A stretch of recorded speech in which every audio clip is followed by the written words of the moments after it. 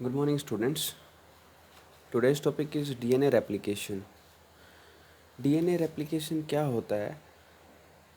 इसके लिए एक डेफिनेशन, सिंपल सी डेफिनेशन आपको दी गई है. It is the process of making identical copy of double stranded DNA using existing DNA as template for the synthesis of new DNA strand. इस चीज़ को समझाने के लिए मैं आपको बताता हूँ थोड़ा सा. देखो, डीएनए रेप्लिकेशन जब होता है तो जो डीएनए पेरेंटल डीएनए है उसकी स्ट्रैंड टेम्पलेट के रूप में काम करती है. बच्चों, यहाँ पे ग्रीन कलर जो डीएनए स्ट्रैंड्स का दिखाया हुआ है, तो यहाँ पर डीएनए की जो स्ट्रैंड ग्रीन कलर की है that act as parental strand और which will act as template for the synthesis of new DNA strand. अब एक बात और बोलिए, is the process of making identical copy of double stranded DNA. तो जो ये डीएनए है जब इसका रेप्लिकेशन होगा तो रेप्लिकेशन के बाद जब नया डीएनए बनता है इससे, तो वो बिल्कुल एग्जैक्ट कॉपी होता है इसकी. तो ये हम यहाँ पे चेक कर सकते हैं, जो डीएनए है वो एग्जैक्ट कॉपी है. कैसे? यहाँ पर ए और टी और ए सेम बेस पेयरिंग यहाँ पे आपको देखने को मिलेगी. तो it is the exact copy of parental DNA. ये टॉपिक हम एक्सप्लेन करेंगे थोड़ा सा, बट इससे पहले आपको इस टॉपिक से रिलेटेड एक semi conservative mode of replication पढ़ना है. ठीक है, तो देखो, अब वाटसन और क्रिक ने एक स्कीम प्रपोज की. सबसे पहले they propose specific scheme that DNA replication was semi conservative. ये बहुत इंपॉर्टेंट टॉपिक है. वाटसन एंड क्रिक दोनों के नाम याद रखने. तो who propose the scheme of semi conservative mode of DNA replication? Watson and Crick. अब इनके अकॉर्डिंग क्या था? इनके अकॉर्डिंग ये है कि जो डीएनए है, लाइक दिस डीएनए, ये पेरेंटल डीएनए है, इसका जब रेप्लिकेशन होता है तो इसकी दोनों स्ट्रैंड, जो ये ग्रीन कलर से स्ट्रैंड आपको शो कर रखी है बच्चों, ये ग्रीन कलर की strand, they act as template और they act as parental strand. और टेम्पलेट किसके लिए काम करेंगी? टेम्पलेट का for synthesis of complementary strand और for synthesis of new DNA strand. तो क्या दिखा रखा है यहाँ आपको? ग्रीन कलर की जो स्ट्रैंड है, ये स्ट्रैंड पेरेंटल स्ट्रैंड है और ये स्ट्रैंड टेम्पलेट के रूप में काम कर रही है for the synthesis of new strand. New strand को आपको रेड कलर से शो किया हुआ है. ओके, तो यहाँ पे आपको ये चीज़ें बतानी है, दोनों बातें. According to the scheme, two parental strand separate and each strand act as template. ठीक है, उसके बाद नेक्स्ट किसके लिए टेम्पलेट का काम करेंगे? For synthesizing of complementary strand over it. After completion, जब डीएनए का रेप्लिकेशन हो जाएगा तब क्या होगा? Each DNA had one parental strand जो ग्रीन कलर से रिप्रेजेंट की है and one newly synthesize strand जो रेड कलर से मेंशन किया है यहाँ पे. तो आपको ये बेसिक सी बातें बतानी है. उसके बाद नेक्स्ट जो इस टॉपिक को एक्सपेरिमेंटली प्रूव किया था, experimental proof for semi conservative mode of DNA replication. अब ये क्वेश्चन पेपर के पॉइंट ऑफ व्यू से इंपॉर्टेंट है, पेपर में पूछ लिया जाता है. तो सर आपको क्या बताना है? Meselson and Stahl. आपको दो साइंटिस्ट के नाम ध्यान रखने हैं, Meselson and Stahl. Matthew Meselson and Franklin Stahl. They perform the following experiment in 1958. इन्होंने ई कोलाई के ऊपर एक्सपेरिमेंट किया था और उस एक्सपेरिमेंट से क्या प्रूव किया था कि डीएनए रेप्लिकेशन जो है वो सेमी कंजर्वेटिव है. सेमी कंजर्वेटिव को समझाने के लिए अगर मैं बताऊं तो ये चीज़ यहाँ पे बताई गई है कि सेमी कंजर्वेटिव का मतलब ये है कि जब डीएनए रेप्लिकेशन कंप्लीट हो जाता है बच्चों, तो उसके बाद जो डीएनए है उसमें एक स्ट्रैंड तो पेरेंटल स्ट्रैंड होगी और दूसरी स्ट्रैंड होगी नई जो स्ट्रैंड बनती है. तो एक स्ट्रैंड पेरेंटल है और दूसरी नई बनी है, इसीलिए क्या बोला? Semi conservative. सो इसके लिए मीजल्सन और स्टोहल ने क्या किया, वो एक्सपेरिमेंट हम पढ़ते हैं. उन्होंने क्या किया बच्चों? उन्होंने एक मीडिया ले लिया और उस मीडिया के अंदर ई कोलाई को ग्रो करवाया. अब यहाँ पर एक इम्पोर्टेंट वर्डिंग ये है कि उन्होंने जो मीडिया लिया था वो अमोनियम क्लोराइड था और उस अमोनियम क्लोराइड में जो नाइट्रोजन है वो N15 था, जो कि हैवी आइसोटोप था नाइट्रोजन का. it is not radioactive isotope, it is the heavy isotope. So ध्यान रखना हैवी आइसोटोप और रेडियोएक्टिव आइसोटोप में डिफरेंस होता है. तो जब इन्होंने इस इकोलाई को अमोनियम क्लोराइड मीडिया में ग्रो करवाया, तो आपको यहाँ दिखा रखा है ammonium chloride media and E coli. So they grew the E coli in a medium containing ammonium chloride for many generation. इन्होंने ये काम क्यों किया? So that they can get N15 into the DNA.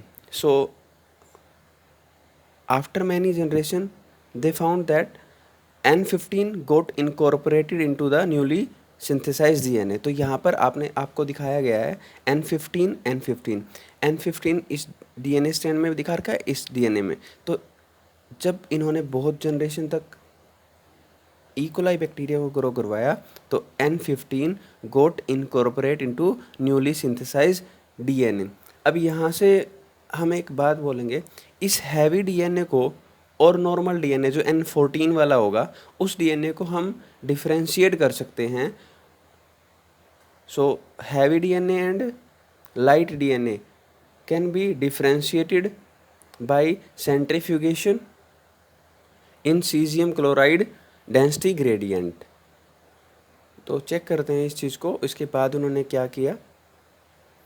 So students, this heavy DNA N15 DNA जो है, it can differentiated from normal DNA bye centrifugation in caesium chloride density gradient. ये important है, आपको ये मेंशन करना होता है. तो इस चीज़ को शो किया है यहाँ पे. देखो ये ग्रीन कलर से जो रिप्रेजेंट किया है ये हैवी DNA है. हैवी DNA कंटेनिंग N15 और नॉर्मल DNA है दैट कंटेन N14. ये नॉर्मल DNA. अब हैवी DNA को और नॉर्मल DNA को हम एक दूसरे से डिफरेंशिएट कर सकते हैं. कैसे? बाय सेंट्रीफ्यूगेशन इन सीजियम क्लोराइड डेंसिटी ग्रेडियंट. जब इनको सेपरेट किया तो ये देखा गया कि जो हैवी DNA है वो कहाँ है? बॉटम की तरफ. और जो लाइट DNA है वो कहाँ है? सरफेस की तरफ. ये ऐसा क्यों हुआ है वो नॉर्मली आपको बता रहा हूँ. जो सीजियम क्लोराइड होता है बच्चों, सीजियम क्लोराइड एक हाईली वाटर सोल्यूबल सॉल्ट है.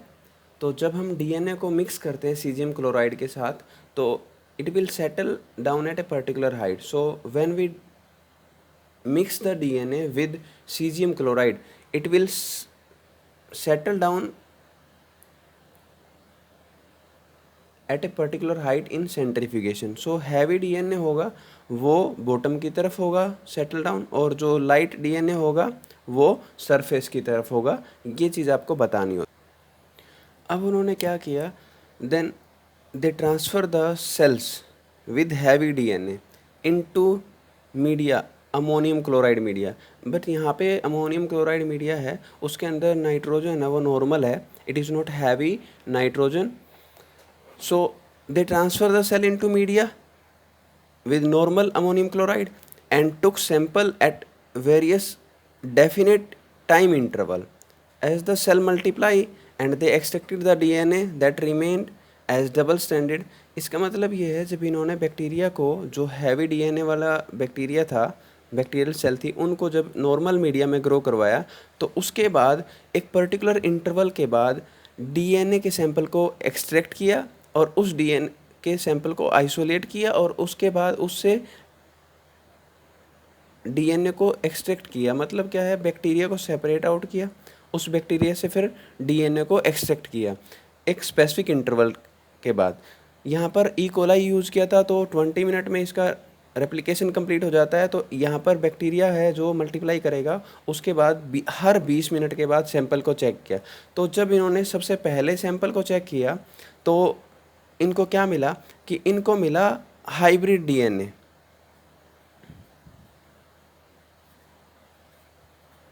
ये हाइब्रिड DNA कैसे पता लगा? ये वही सीजियम क्लोराइड डेंसिटी ग्रेडियंट के according. So the DNA extracted from culture after 1 generation. इस कल्चर से जो DNA एक्सट्रैक्ट किया 1 जनरेशन के बाद, जो N15 मीडिया से N14 मीडिया में ट्रांसफ़र किए थे bacteria, after 20 minutes it showed that intermediate hybrid density. तो इसने क्या दिखाया कि इसने ये बताया कि ना तो ये जो डीएनए है ये बॉटम की तरफ है, ना ही सरफेस की तरफ है, ये बीच में है। तो it shows the intermediate hybrid density. अब उन्होंने सिर्फ 20 मिनट नहीं, उन्होंने सेम एक्सपेरिमेंट 20 मिनट के बाद, उसके बाद 40 मिनट के बाद, उसके बाद 60 मिनट के बाद, उसके बाद 80 मिनट के बाद, हर 20 मिनट के गैप में उन्होंने बैक्टीरियल कॉलोनी से बैक्टीरिया को आइसोलेट किया और उस बैक्टीरिया से क्या किया, डीएनए को एक्सट्रैक्ट किया और उसके बाद उसको सेंट्रीफ्यूगेशन करके सीजियम क्लोराइड डेंसिटी ग्रेडियंट के अकॉर्डिंग चेक किया। तो यही चीज़ आपको नेक्स्ट डायग्राम में दिखाई गई है। देखो, अब आपको बस एक चीज़ ध्यान रखनी है कि जो हैवी डीएनए है वो कहाँ होगा, बॉटम की तरफ, और जो लाइट डीएनए होगा वो कहाँ होगा, सरफेस की तरफ। बट अगर कोई डीएनए जो हाइब्रिड डीएनए होगा, हाइब्रिड का मतलब क्या है यहाँ पे, हाइब्रिड का मतलब है कि इसके पास एक स्ट्रैंड तो हैवी वाली है और दूसरी नॉर्मल वाली है। ठीक है, तो हाइब्रिड डीएनए है जो डेंसिटी ग्रेडियंट को कैसे शो करेगा, ना वो नीचे की तरफ है ना ही वो ऊपर की तरफ, वो कहाँ है, बीच में। तो it shows that it contain one N15 and other one is N14 containing strand. So अब इसके बाद आगे इसी एक्सपेरिमेंट को चेक किया तो यहाँ पे लिखा भी हुआ है, the various samples were separated independently on cesium chloride gradient to measure the density of DNA. वही चीज़ मैंने आपको बोली है कि इन्होंने 20 मिनट तक नहीं, 20 मिनट के बाद नेक्स्ट 20 मिनट मतलब 40 मिनट के बाद, उसके बाद नेक्स्ट 20 मिनट मतलब 60 मिनट के बाद बैक्टीरिया को आइसोलेट किया और उसके बाद उससे सेपरेट करने के बाद उससे क्या किया, उन्होंने उसके डीएनए को एक्सट्रैक्ट किया। तो ये चीज़ आपको नेक्स्ट डायग्राम के अकॉर्डिंग समझाई गई है। देखो, ये बैक्टीरियल जो डीएनए है, जो हैवी डीएनए, जब इसको नॉर्मल मीडिया में N14 कंटेनिंग मीडिया में ग्रो करवाया तो यहाँ से हाइब्रिड डीएनए मिला, 100% हाइब्रिड डीएनए। ओके, देन उसके बाद जब उन्होंने नेक्स्ट 20 मिनट मीन्स 40 मिनट के बाद बैक्टीरिया को सेपरेट करके उससे डीएनए को एक्सट्रैक्ट किया तो उनको क्या मिलता है, उनको मिलता है 50% हाइब्रिड एंड 50% नॉर्मल। ये चीज़ भी आप डेंसिटी ग्रेडियंट के अकॉर्डिंग बता सकते हो। ठीक है, जो मैंने आपको बताया था कि जो ये वाली कंडीशन है N15 और N14 वाली, जो हैवी और लाइट थे और इंटरमीडिएट वाला है, तो यहाँ पर क्या मिला है, लाइट 50% और हाइब्रिड 50%।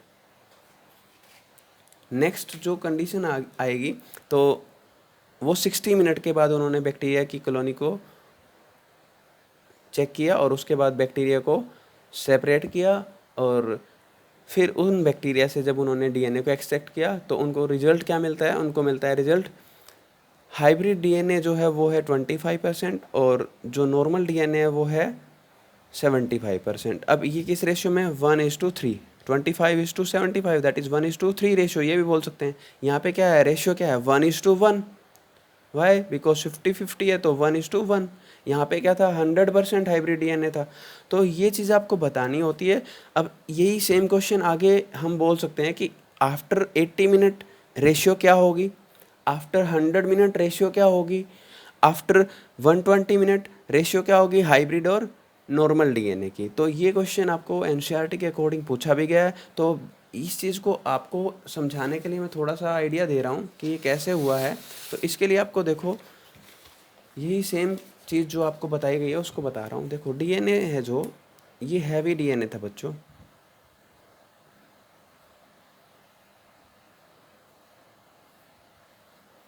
इसमें क्या है, N15 समझाने के लिए ये। तो जब इसको ग्रो करवाया गया किसके ऊपर,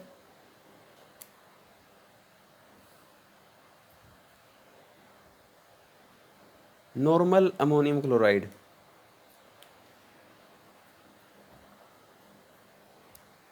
ठीक है, नॉर्मल अमोनियम क्लोराइड जो N14 कंटेनिंग है। और उसके बाद 20 मिनट के बाद जब इससे एक्सट्रैक्ट किया गया, बैक्टीरिया को आइसोलेट करके डीएनए को एक्सट्रैक्ट किया गया, तो they found that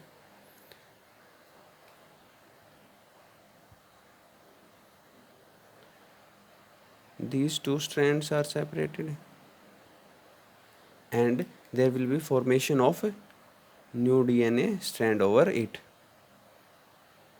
So here वही semi conservative mode of replication क्या है, एक स्ट्रैंड तो पेरेंटल है, ग्रीन कलर जो है वो पेरेंटल है, और रेड कलर है जो वो क्या है, न्यूली सिंथेसाइज स्ट्रैंड। तो जो ग्रीन कलर से है वो N15 और रेड कलर से N14। अब इस चीज़ को मैं आपको थोड़ा सा एलेबरेट इसलिए किया है, मैं आपको डेंसिटी ग्रेडियंट को शो कर सकूँ। जब उन्होंने इस चीज़ को चेक किया डेंसिटी ग्रेडियंट के अकॉर्डिंग, तो उनको कैसे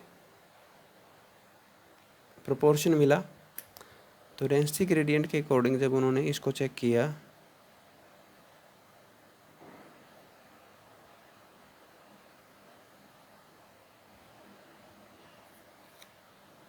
तो इनको जो डीएनए है वो कहाँ मिला, ना तो वो बॉटम में मिला और ना ही वो मिला सरफेस की साइड। तो इनको कहाँ मिलता है वो डीएनए, वो डीएनए मिलता है इनको इंटरमीडिएट, मतलब बीच में। तो फिर यहाँ से पता लगता है कि ये हाइब्रिड डीएनए है, ठीक है। डेंसिटी ग्रेडियंट के बिहाफ पे इनको पता लगा, अगर हैवी मिलता तो क्या होता, नीचे की तरफ मिलता, अगर ये लाइट होते तो कहाँ मिलते, सरफेस की तरफ, ठीक है। तो ये आपको ध्यान रखना है इतना। ये 20 मिनट के बाद है। इसके बाद अगर आपसे कोई पूछता है 40 मिनट के बाद, तो आपको ये बता देना है 40 मिनट्स मतलब नेक्स्ट 20 मिनट के बाद। तो यहाँ पे क्या है, 2 डीएनए है, तो यहाँ से क्या होगा, ग्रीन कलर की स्ट्रैंड सेपरेट हो जाएगी बच्चों, ये ग्रीन कलर की स्ट्रैंड सेपरेट होगी। जो मैंने अभी आपको डायग्राम दिखाया था उसी चीज़ को बना के बता रहा हूँ कैसे बनेगा, ठीक है। और रेड कलर की स्ट्रैंड भी सेपरेट हो जाएंगी, क्योंकि semi conservative mode of replication में क्या है, एक स्ट्रैंड पेरेंटल होगी और दूसरी न्यूली सिंथेसाइज। तो इस ग्रीन कलर पे क्या होगा, क्योंकि हमने क्या किया है, मीडियम तो वही रखा है ना, NH4Cl अमोनियम क्लोराइड जो नॉर्मल है। तो इसमें क्या होगा, न्यूली सिंथेसाइज स्ट्रैंड जो है वो रेड कलर, इसमें क्या होगा, न्यूली सिंथेसाइज स्ट्रैंड जो नॉर्मल है वो बनेगी। इसमें भी वही नॉर्मल, क्योंकि मीडिया हमने क्या लिया है, नॉर्मल, इसमें भी सेम। तो यहाँ पर जो आप देखोगे ये N14 N14 N14 N14, यहाँ पर N14 N14, और जो ग्रीन कलर से शो कर रखा है वो क्या है, N15। जब इनको डेंसिटी ग्रेडियंट के अकॉर्डिंग सेपरेट किया गया तो इनको क्या मिलता है, वही सेम चीज़ आपको यहाँ शो करनी है अगर बताना चाहो तो। यहाँ पर थोड़ा सा सेपरेट क्या है, जब इस चीज़ को आइसोलेट किया तो उन्होंने, और उसके बाद इसको डेंसिटी ग्रेडियंट के अकॉर्डिंग डिफ्रेंशिएट करवाया, तो दे फाउंड दैट जो लाइट डीएनए है वो कहाँ मिला,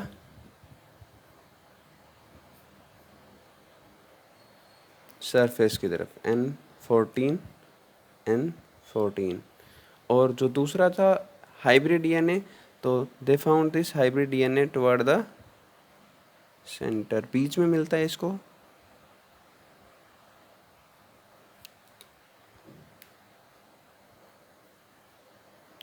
ये क्या है, N15 N14। आई होप ये आपको समझ आ गया होगा कि किस तरीके से बनाना है। तो अगर अब आपसे कोई पूछता है 60 मिनट्स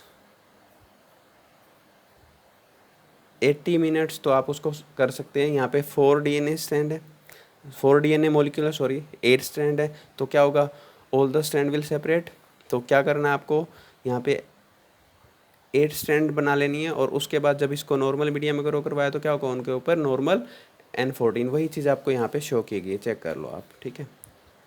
40 मिनट्स के बाद बच्चों यहाँ पे आपको सेपरेट करके दिखाया गया, ठीक है। इतना आपको बताना है और ये इम्पोर्टेंट है। इसीलिए अब इसके बाद एक क्वेश्चन पूछा जाता है, if E. coli was allowed to grow for 80 minutes, then what would be the proportion of light and hybrid densities DNA molecule। ये क्वेश्चन आपसे NCERT के पॉइंट ऑफ व्यू से पूछा गया है, NCERT को में दिया हुआ है तो आपको ये चेक करना है, जैसे मैंने बताया वैसे आप सेपरेट करके डीएनए स्ट्रैंड को और बनाओगे तो उसके अकॉर्डिंग आप इसको इजीली डिस्टिंग्विश कर सकते हो, इजीली इसको फाइंड आउट कर सकते हो। तो यहाँ पे ये टॉपिक था जो मीजल्सन और स्टोहल एक्सपेरिमेंट था, उसके अकॉर्डिंग ये आपको बताना है। नेक्स्ट क्या है, एक इम्पोर्टेंट ऑब्जेक्टिव और सब्जेक्टिव दोनों पॉइंट ऑफ व्यू से है। जो मीजल्सन स्टोहल ने एक्सपेरिमेंट किया था वैसा ही एक एक्सपेरिमेंट टेलर और उसके कुछ कलीग्स ने किया। यहाँ पे ये साइंटिस्ट का नाम आपको ध्यान रखना है, Taylor and his colleagues in 1958। कहाँ पर किया? उसने किया था जो मीजल्सन और स्टोहल उन्होंने किया था एक्सपेरिमेंट ई कोलाई के ऊपर, बट टेलर और उसके कलीग्स ने किसके ऊपर किया? फाबा बीन्स, विक्सिया फाबा। ये नाम भी आपको ध्यान रखना बच्चों, बहुत इंपॉर्टेंट है ये 1 नंबर के क्वेश्चन से बोर्ड पॉइंट ऑफ व्यू और कॉम्पिटिटिव पॉइंट ऑफ व्यू से कि विक्सिया फाबा के ऊपर semi conservative mode of replication को शो करने के लिए किसने एक्सपेरिमेंट किया? टेलर ने। या फिर टेलर ने एक्सपेरिमेंट के लिए किसको सिलेक्ट किया? तो विक्सिया फाबा, फाबा बीन्स को। अब और क्या सिलेक्ट किया और किस पे क्वेश्चन आ सकता है? Radioactive thymidine. यहाँ पर हैवी आइसोटोप नहीं है, यहाँ पे radioactive thymidine to detect the distribution of newly synthesized DNA in chromosome to prove that DNA in the chromosome also replicate semi conservatively. तो ये आपको ध्यान रखना है, एक छोटे क्वेश्चन के पॉइंट ऑफ व्यू से आपसे पूछा जा सकता है। तो इसके बाद हमें बच्चों पढ़ना है रेप्लिकेशन का प्रोसेस। जो हमने डीएनए रेप्लिकेशन स्टार्ट किया है तो हमने डीएनए रेप्लिकेशन का एक बेसिक मतलब तो पता कर लिया कि डीएनए से डीएनए की फॉर्मेशन होना, बट उसकी प्रोसेस जो होती है, डीएनए रेप्लिकेशन एक छोटा सा प्रोसेस नहीं है, कॉम्प्लिकेटेड प्रोसेस होता है। इसके अंदर बहुत सारे एंजाइम्स की रिक्वायरमेंट होती है और बहुत सारे स्टेप्स होते हैं। तो उन स्टेप्स को हम 1 बाय 1 स्टडी करेंगे। So dear students, DNA replication process को हम नेक्स्ट लेक्चर के अकॉर्डिंग स्टडी करेंगे और इस टॉपिक को आपने अच्छे से पढ़ना है और इसको एक बार डायग्रामेटिकली इसको बना के देखना है। तो आपको एक क्वेश्चन दिया हुआ है, if E coli was allowed to grow for 80 minutes then what would be proportion of light and hybrid densities. अब इसको आपसे 80 मिनट को की बजाय आपसे 100 मिनट्स भी पूछ सकते हैं, आपसे 120 मिनट्स भी पूछ सकते हैं। बस आपको एक कंसेप्ट क्लियर होना चाहिए तो आप इसको ईजिली सॉल्व कर सकते हो। Thank you.